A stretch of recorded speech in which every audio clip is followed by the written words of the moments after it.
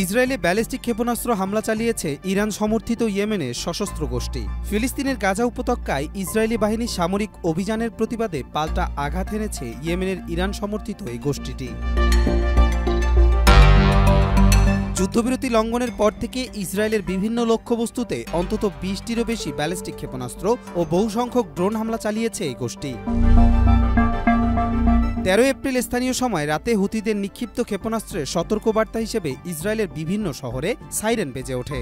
Jerusalem সহ মধ্য Israel ও পশ্চিম তীরের বেশ কিছু এলাকায় বাসিন্দাদের সতর্ক করতে এই সাইরেন বাজানো হয় বলে জানিয়েছে ইসরায়েলি সংবাদ মাধ্যম টাইমস অফ ইসরায়েল। ইসরায়েলি প্রতিরক্ষা বাহিনী আইডিএফ জানায়, গোষ্ঠীটি এদিন অন্তত ২টি ব্যালিস্টিক ক্ষেপণাস্ত্র নিক্ষেপ করেছে। এসব ক্ষেপণাস্ত্রের গন্তব্য ছিল ইসরায়েলি ভূখণ্ড।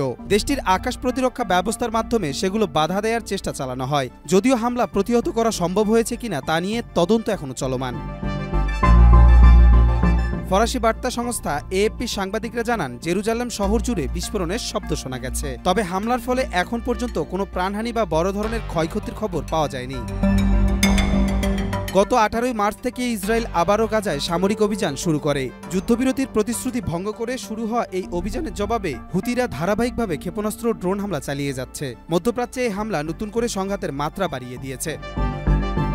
কবির চৌধুরী, জয়, মাই টিভি।